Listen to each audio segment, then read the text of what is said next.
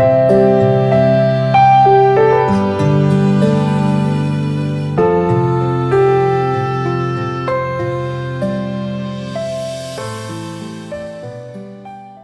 บายดีพ่อพี่น้องสวัสดีพ่อแม่พี่น้องทางพังไทยนำครับผมมามื้อนี้ได้โอกาสได้เวลาได้เลาะถ่ายบรรยากาศในหมู่บ้านเฮาให้พี่น้องได้เบิ่งได้ชมเนาะอันนี้คือเส้นทางที่จะขึ้นไปตัวเมืองสวรรณเขตข้ามไปมุกดาหารเนาะข้างๆนี่เขาเจ้าเฮ็ดกำแพงโรงเรียนพี่น้องเนาะกำลังสร้างบ่สิหั้นนะมื้อนี้ก็ได้โอกาสได้แบบถ่ายให้พี่น้องเบิ่งเนาะเฮาสิเริ่มจากหน้าหมู่บ้านเฮาเลยแล้วก็เลาะตามซอกตามมุมเนาะก่อนสิไปก็เฮาสิพาไปเบิ่งบ่อนลูกสาวเฮาเกิดก่อนพี่น้องนั่นก็คือบ่อนอยู่บ้านเฮาเอิ้นว่าโฮมอน้อยพี่น้องเนาะอยู่ฝั่งไทยบ่ฮู้ว่าเพิ่นเอิ้นอิหยังพี่น้องเพิ่นเรียกอิหยังคอมเมนต์มาบอกหน่อยเด้อสำหรับพี่น้องคนไทยแบบนี้นะอาจจะเป็นในโรงพยาบาลในชุมชนบ่อหยังประมาณนี้นี่คือบ่อนลูกสาวเฮาเกิดพี่น้องหลังจากที่แบบว่าได้ครบวันเกิดก็เอามานี่แหละพี่น้องก็ได้เกิดอยู่ที่นี่แหละเนาะช่วงกลางเว้นพี่น้องช่วงบ่ายๆลูกสาวเกิดตอนนี้เพิ่นกำลังแบบว่าทาสีทาหยังให้มันใหม่แล้วก็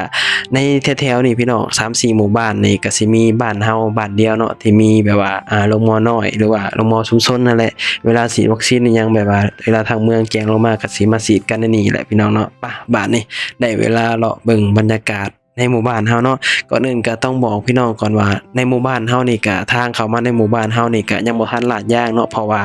ทางหมู่บ้านเฮานี่เข้ามานี่สิเป็นทาง2หลีกเนาะเพราะว่ามันบ่แม่นทางแบบว่าส่งสินค้าไปซั่นนะส่วนหลายสิบ่มีรถใหญ่ผ่านเด้พี่น้องก็สิมีแต่รถในหมู่บ้านเขาเจ้าเที่ยวไปให้ไปนาไปซั่นนะ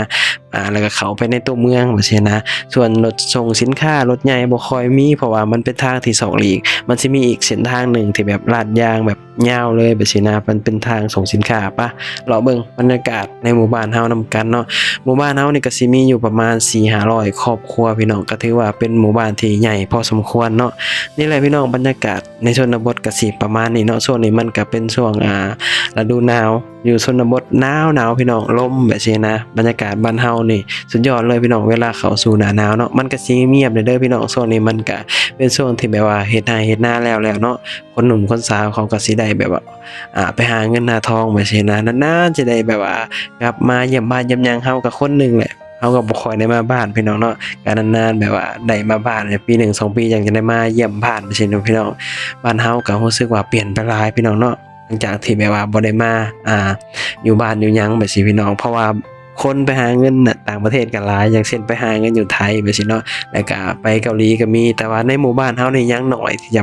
ไปทำงานอยู่เกาหลีแต่ส่วนหลายก็สิไปทำงานอยู่ที่ประเทศไทยเกือบทุกครอบครัวพี่น้องในหมู่บ้านเฮาว่าซั่นนะแต่ว่าแถวเขตอื่นหรือว่าเมืองอื่นเฮาบ่ฮู้เนาะแต่แถวเฮานี่เขตเฮานี่คนไปทำงานอยู่ที่ประเทศไทยนี่แบบว่าค่อนข้างที่จะ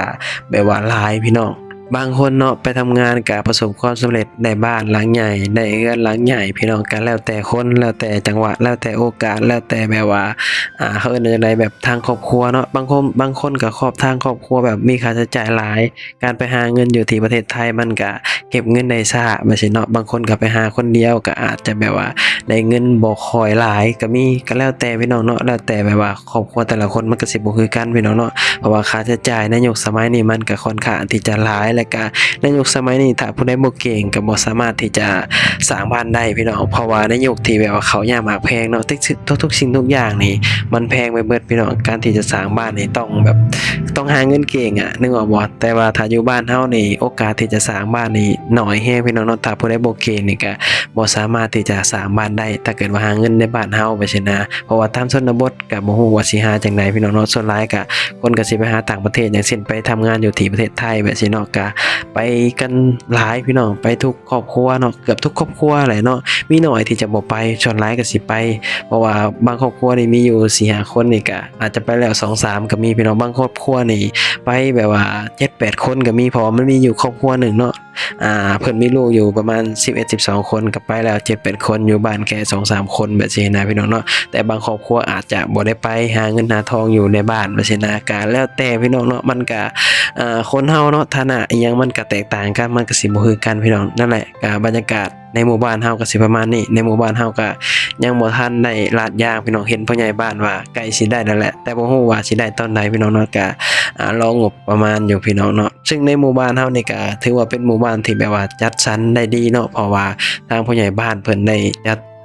ซอยตัดหยังใหม่นะเมื่อก่อนน่ะมันบ่ได้เป็นซอยแบบนี้พี่น้องเมื่อก่อนมันหลมแค่ทางงัวทางควายเนาะบางเส้นนะบางซอยนะมันบ่ได้แบบว่า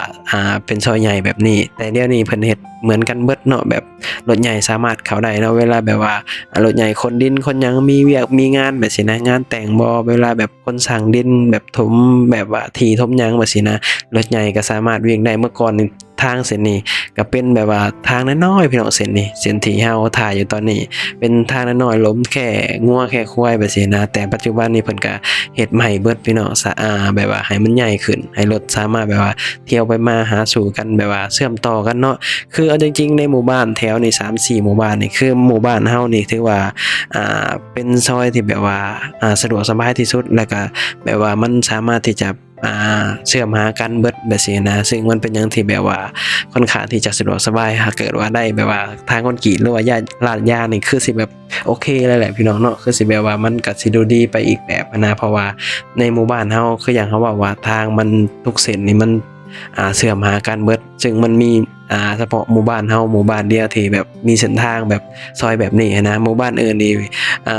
เข้าไปยากพี่น้องเนาะมันเข้าไปบ่ได้ล้มแต่มอไซค์เข้าไปแบบนี้นะมีแบบว่าซอยใหญ่